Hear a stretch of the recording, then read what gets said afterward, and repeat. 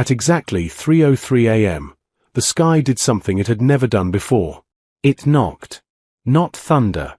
Not wind. Not a dream. A knock. And it came from inside Ethan Cole's bedroom. Ethan had always believed that humanity's greatest strength was curiosity. It was the reason he became an aerospace engineer instead of taking over his father's hardware store.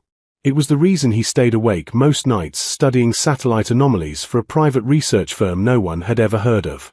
But curiosity had never prepared him for this.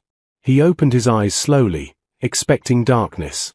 Instead, he saw light. Soft blue light pulsed near his window, not bright enough to blind, but strong enough to swallow the shadows. The air felt charged, like the seconds before lightning strikes. And standing between his desk and the window was a woman who was not human. She was tall, her skin faintly luminous, almost silver under the moonlight. Her hair floated slightly as if gravity had loosened its grip on her. Her eyes were larger than any human's, deep and reflective like polished obsidian. She looked terrified. "Don't be afraid," she whispered, her voice trembling like fragile glass. "I need your help." Ethan did not scream. Not because he was brave, but because his brain was too busy reorganizing reality. He sat up slowly. His heart pounded so hard he thought it might echo through the walls. "Okay," he said carefully. "That depends. Are you here to destroy Earth?" Her confusion was immediate and genuine. "No." "Good. That's a strong start." She stepped closer, hands open. "My name is Soraya. I am being hunted." And right on cue, the walls shook. Not violently, but with precision. A vibration passed through the building like something scanning it. Ethan felt it in his teeth. "They found me," she whispered. Outside, the night sky shifted. Ethan rushed to the window. Above the city skyline hovered three dark shapes, almost invisible against the stars. They were not blinking aircraft. They were not drones. They were too still. Too silent. "Who are they?" Ethan asked. "Collectors," she said. "They harvest rare intelligence. Unique species. Exceptional minds." Ethan blinked. "That sounds bad." "For me, yes. For you, soon." The air changed again. A beam of pale green light swept across the apartment building like a spotlight searching for something very specific. Ethan's brain switched modes. Fear became math. He turned to his desk where three computer monitors still displayed orbital trajectory simulations from earlier that night. "How do they track you?" "Biofrequency signature. Every species has one. Mine is uncommon." He stared at the green light sweeping closer. "Can they detect human biofrequency?" "Yes. But you are chaotic." He frowned. "Chaotic?" "Your planet is loud. Billions of signals. Electrical noise. Radio waves. Emotions. Your species radiates unpredictability." Ethan stared at her. For the first time in human history, chaos might be useful. "Okay," he said slowly. "If they're scanning for you specifically, we overload the noise." She tilted her head. "Overload?" Ethan was already typing. His fingers moved fast across the keyboard as he pulled up an experimental satellite communication grid he'd been building secretly for months. It was supposed to test synchronized civilian signal bursts across urban zones. It was not designed for alien hunters. But humans were very good at repurposing things. "You said my planet is noisy," he muttered. "Let's make it deafening." He rerouted the system to trigger thousands of connected devices across the city. Wi-Fi routers, Bluetooth systems, smart lights, backup generators, creating a synchronized electromagnetic surge. Outside, the green scanning beam flickered. Soraya stared at him. "You are interfering with planetary communication systems." "Temporarily," he corrected. The building lights flickered as the signal wave pulsed outward like an invisible explosion. Above them, one of the hovering ships shifted position. Then another. The scanning beam stuttered. "They are confused," she whispered. Ethan grinned despite the sweat on his forehead. Welcome to Earth. But the ships did not retreat. Instead, one descended lower. A narrow craft detached and began moving directly toward his building. Soraya's expression darkened. They are adapting. Of course they are, Ethan muttered. Nothing is ever easy. The apartment door downstairs shattered inward. Heavy footsteps echoed in the hallway. They are inside, she said. Ethan looked around his small apartment. No weapons. No escape pods. Just furniture, electronics, and a human brain that refused to surrender. He grabbed his laptop and turned to Soraya. How advanced are they? Thousands of years. Good, he said. She stared at him. Good. Advanced species get comfortable. Comfortable species follow patterns. The footsteps climbed the stairs. Boom. Boom.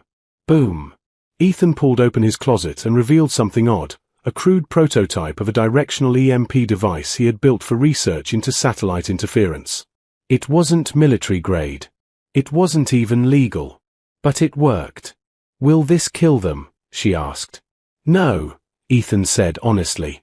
But it might annoy them. The footsteps stopped outside his apartment door. Metal bent like paper. The door peeled open. Two tall armored figures stepped inside. Their suits were sleek and dark, faces hidden behind mirrored visors glowing faint green. They moved like machines. Ethan stepped forward before fear could reclaim him. Hey, he shouted. Wrong apartment. The nearest collector raised a device that hummed with lethal intent. Ethan pressed the trigger. A burst of electromagnetic force exploded outward. The lights died. The armored figures convulsed as sparks cascaded across their suits. One dropped to a knee. The other staggered back. Soraya's eyes widened. Primitive technology should not affect them. Ethan's voice shook but stayed steady. Primitive doesn't mean stupid. He hit the trigger again. The second burst knocked both figures fully down. Smoke rose from their armor. Outside, the hovering ships shifted violently. For the first time, the hunters were reacting. Ethan looked at Soraya. How fast can you get us out of here? She extended her hand. Very fast. The ceiling above them dissolved into shimmering light. A hidden craft uncloaked above the building. The remaining collector ship fired a beam toward them. But Soraya's craft surged upward first. The beam missed. The apartment building shrank below as they shot into the sky. Ethan stared down at Earth. He had been an engineer 10 minutes ago. Now he was leaving the planet. Soraya looked at him with something new in her eyes. Not fear. Respect. You disrupted a Class 7 retrieval squad, she said softly. Ethan swallowed. Is that bad? For them, she replied. Behind them, the collector ships hesitated. Then they retreated into deep space. For now. Ethan looked at the stars ahead. Humanity had just entered a larger universe. And the universe had just learned something important. Humans were not the strongest. Not the fastest. Not the most advanced. But they were unpredictable. And that made them dangerous. Earth disappeared behind them in a wash of blue and white light. Ethan had imagined space would feel grand and peaceful. Instead, it felt tense, like stepping into a dark forest where something bigger than you was watching. Soraya's craft was small but elegant. The walls shimmered like liquid crystal, adjusting transparency as stars streaked past them. There were no visible controls, only smooth surfaces that responded to her touch. You left your world very quickly, she said. Ethan swallowed. I didn't exactly pack a suitcase. Below them, the collector ships reappeared, 3 sharp shadows cutting through starlight. They are tracking us again, Soraya said quietly. Ethan stared at the display forming in front of him. Strange symbols danced across it, but patterns were patterns. Speed indicators. Trajectory shifts. They are faster, he observed. Yes. But they are predictable. Soraya glanced at him. You have known them for less than 1 hour. And in that hour, Ethan replied, They scanned, adapted, escalated. Efficient. Direct. No creativity. The ships split formation, flanking from both sides. Soraya's fingers moved across the surface. The craft veered sharply. They will disable us, she warned. Ethan's mind raced. Humans had survived ice ages, plagues, wars. Not because they were stronger, but because they improvised. He stared at the star map. Where are we? Outer Sol boundary. He leaned forward. Good. Good, she repeated. He pointed ahead. That's Jupiter. The gas giant loomed massive in the distance, storm swirling like a living eye. The magnetic field, he said quickly.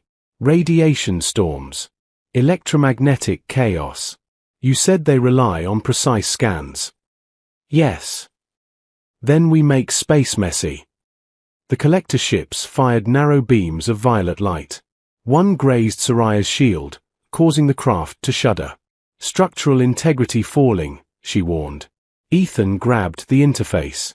Can your ship amplify Jupiter's radiation? She hesitated. It is dangerous. Everything tonight has been dangerous. Another blast struck closer. Do it.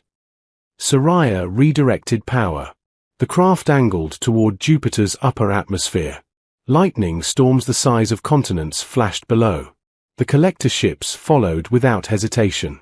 That's their weakness, Ethan muttered. Overconfidence. As they entered the outer magnetic field, Soraya activated the amplifier.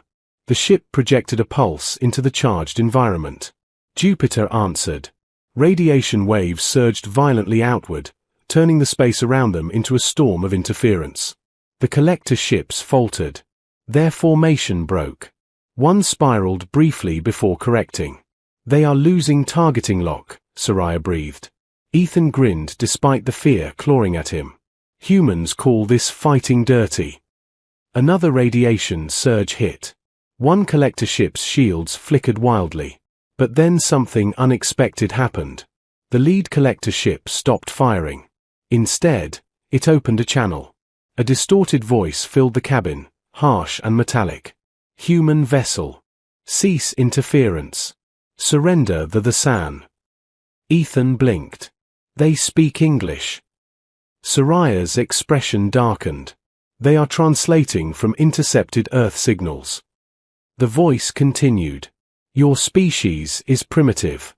Cooperation ensures survival. Ethan leaned toward the projection field. You broke into my apartment, he replied. That's not how you start cooperation. Silence. Then, the San contains strategic genetic value. She is property. Ethan's eyes hardened. Humans don't trade people. You lack authority. He almost laughed. You clearly don't understand humanity. Authority is flexible. Soraya looked at him. They will escalate. Good, he whispered again. The radiation storm intensified. One collector ship miscalculated its distance to Jupiter's upper atmosphere. A bolt of planet-sized lightning struck it directly. The ship's shields collapsed. It detonated in silent brilliance. The remaining two ships pulled back instantly. For the first time, hesitation. Soraya stared at the explosion. They did not predict that. Ethan exhaled slowly. Humans build entire industries on bad predictions. But the battle was not over. The surviving ships changed tactics. Instead of chasing directly, they projected a wide net of energy ahead, blocking escape routes. They are herding us, Soraya said. Ethan analyzed the projection field. It pulsed in steady intervals. There, he pointed. A delay between pulses. 7 seconds. They will compensate. Then we move on 6. Soraya did not argue. The craft angled sharply. The energy net surged. 5, 4, 3. The collector ships adjusted trajectory. 2. The radiation storm crackled around them. 1. Soraya engaged full thrust. They shot forward just before the next pulse closed the gap. The net collapsed behind them. One collector ship clipped the edge of Jupiter's upper storm while trying to follow. Its shields tore apart. The final ship retreated abruptly, vanishing into dark space. Silence filled the cabin. Soraya stared at the empty star field. They have never retreated from a target before. Ethan leaned back, hands shaking now that adrenaline faded. Well, he said softly, now they have. She studied him carefully. You are one individual. No weapons fleet. No formal authority. Yet you disrupted their operation twice. Ethan looked out at space. Humans survive because we question everything. Even fear. She was quiet for a long moment. You may have just changed how the galaxy sees your species. He gave a weak smile. We're new at this whole galaxy thing. First impressions matter. But deep in space, something else was watching. Beyond the collector fleet. Beyond Jupiter. Ancient sensors had activated when the radiation storm surged unnaturally. A signal traveled farther than Ethan realized. Toward civilizations far older than the collectors. And those civilizations had one shared thought. Humanity had entered the board. And they were not weak. Back inside the ship, Soraya adjusted their course. We cannot return to Earth immediately. They will regroup. Where are we going? To Thesa Prime. Ethan raised an eyebrow. Your home world. Yes. They must know what happened. They must know about humans. He stared at the stars ahead. 2 hours ago, he had been worrying about rent and code bugs. Now he was heading to another world. Okay, he said quietly. Let's introduce them properly. Soraya's expression softened. You are not afraid. He considered the question honestly. I am, he admitted.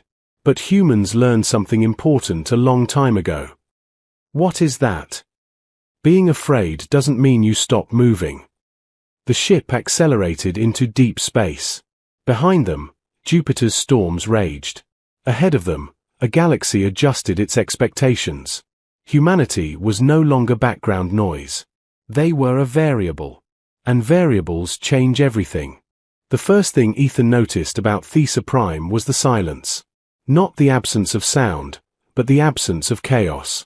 The planet below glowed in soft shades of silver and violet, its cities arranged in perfect geometric harmony. Lights moved in smooth patterns. Traffic flowed like synchronized currents. Even the orbiting stations rotated in flawless symmetry. It was beautiful. And completely controlled. Soraya's ship descended through the atmosphere without turbulence. No sudden weather shifts. No unpredictable air pockets. This place is organized, Ethan said carefully. Yes, Soraya replied. We value precision. He nodded slowly. That might be a problem. She glanced at him. Why? Because the collectors are going to come back. And when they do, they won't follow patterns.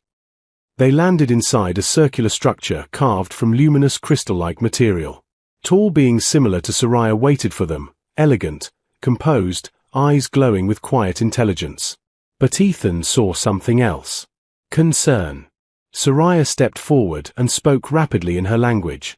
Images appeared above them, the collector ships, Jupiter's storm, the explosion. Murmurs spread through the chamber. One elder stepped forward. His voice, when translated, was calm but distant. You engaged Class 7 collectors and survived. Soraya gestured toward Ethan. The human disrupted their scan systems and weapon targeting using environmental variables. All eyes turned toward Ethan. He suddenly felt very underdressed. I mostly pressed buttons at the right time, he said. The elder studied him carefully. Your species has not achieved interstellar travel. Your military capacity is negligible compared to collector fleets. Why would you interfere? Ethan hesitated. Because it was the right thing to do. Because she asked for help. Because humans don't hand people over. But he chose a simpler answer. Because they broke into my apartment. There was silence. Then something unexpected happened. A few of the Sands smiled. The elder nodded slowly. Direct. Emotional. Irrational. Sometimes, Ethan said, irrational is just another word for unpredictable.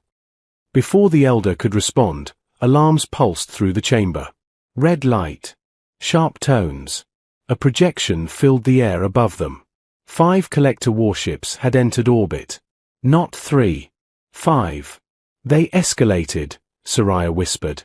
The elder's expression darkened. They will not attack openly. They will attempt precision removal. Ethan looked at the orbital map. Meaning they'll try to grab her again. And possibly eliminate you, Soraya added quietly. He exhaled. Figures. Outside, the sky shimmered as collector ships positioned themselves strategically over major population centers. They are not firing, Ethan observed. They are threatening, the elder replied. They assume we will surrender one individual to avoid planetary damage. Ethan's jaw tightened. And will you? Silence filled the chamber. The Sands were logical. Efficient. Survival-focused. One life versus millions. It was a calculation humans had faced many times in history. The elder finally spoke. We do not wish for war. Ethan stepped forward. You don't have to fight their way. All eyes turned to him again. Humans survived predators by outthinking them, he continued. We survived stronger nations, stronger armies, stronger everything. The elder regarded him carefully. What do you propose? Ethan stared at the planetary defense grid displayed above them. Advanced energy shields. Orbital cannons. Elegant but linear systems. You're symmetrical, he said. Everything is efficient. Balanced. Predictable. That is strength. It's also a pattern. The collector ships shifted position in perfect triangulation. They expect you to respond logically, Ethan continued. So don't. Soraya's eyes widened slightly. She understood where he was going. You want us to appear vulnerable, she said. Not appear, Ethan corrected. Be. Gasps filled the chamber. The elder's voice sharpened. You suggest lowering planetary shields? Yes. That is madness. Ethan nodded. Exactly. The collectors expected resistance. Expected defense grids. Expected calculated countermeasures. They would not expect surrender signals. They would not expect internal power fluctuations. And they would absolutely not expect billions of civilians to start broadcasting noise. Ethan turned to Soraya. Your world is quiet. Controlled. Ordered. Yes. Make it loud. Within minutes, Soraya explained the concept. The Sands hesitated, but desperation and curiosity won. Planetary shields powered down partially. Collector ships advanced immediately. Orbital cannons powered off.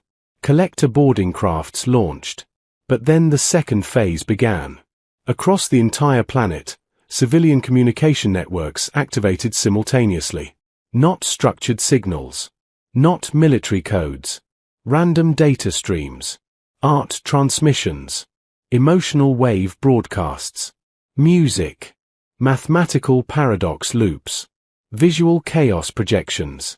Every Sand citizen contributed something unpredictable. The sky filled with swirling interference patterns. The collector targeting systems faltered. Their boarding crafts veered off course. Inside their ships, alarms triggered. They rely on ordered data environments, Soraya said with growing realization. Their AI filters structured signals. Ethan grinned. Humans figured that out with spam emails. The interference intensified. The Sand children began transmitting improvised harmonic patterns that overlapped into fractal chaos. Scientists introduced unsolvable equations into open broadcast channels. Artists projected shifting color spectrums directly into orbital sensors. The collector fleet struggled to isolate Soraya's biosignature inside planetary noise. One warship fired prematurely, hitting its own boarding craft due to corrupted targeting input. Confusion spread through their formation. Ethan stepped closer to the projection. Now, the SAN defense grid powered back online. But not symmetrically. Not balanced. Cannons fired from irregular positions. Shield pulses activated in non-uniform intervals. The collectors, expecting perfect geometry, miscalculated their counters. One ship took a direct hit. Another collided with debris from its own failed launch. The final three attempted retreat. But the interference field followed them. Planet-wide noise expanded into orbit like a chaotic storm. Collector sensors blinded. Navigation scrambled. Two ships warped out erratically, damaged. The last ship hesitated for half a second too long. The SAN cannon, firing from an unexpected angle, pierced its core. Silence returned slowly. The red alarms faded. The sky cleared. 5 warships entered orbit. None remained. Inside the chamber, stunned quiet filled the air. The Elder looked at Ethan differently now. You weaponized unpredictability. Ethan shook his head. No. You did. Soraya stepped closer to him. You changed us, she said softly. He looked at the planet below. No, he replied. You just needed permission to be messy. Across the galaxy, distant civilizations observed the battle data. One conclusion spread rapidly through ancient networks. Humans were dangerous not because of strength, not because of technology, but because they broke patterns. And pattern-breaking species could not be calculated. Back in the chamber, the Elder addressed Ethan one final time. What will humanity do next? Ethan smiled faintly. We'll probably argue about it for a while. A ripple of soft laughter moved through the sands. For the first time in their history, their perfect symmetry had cracked. And through that crack, something new entered. Curiosity. Far away, the remaining collector fleets recalculated. Earth was no longer classified as primitive emerging species. It was reclassified as unstable variable, engagement risk, extreme. And on a small blue planet, billions of humans slept peacefully, unaware that the galaxy had just learned a powerful lesson. Never underestimate a species that survives by thinking differently. Because when humans are afraid, they don't freeze. They innovate. And that changes everything.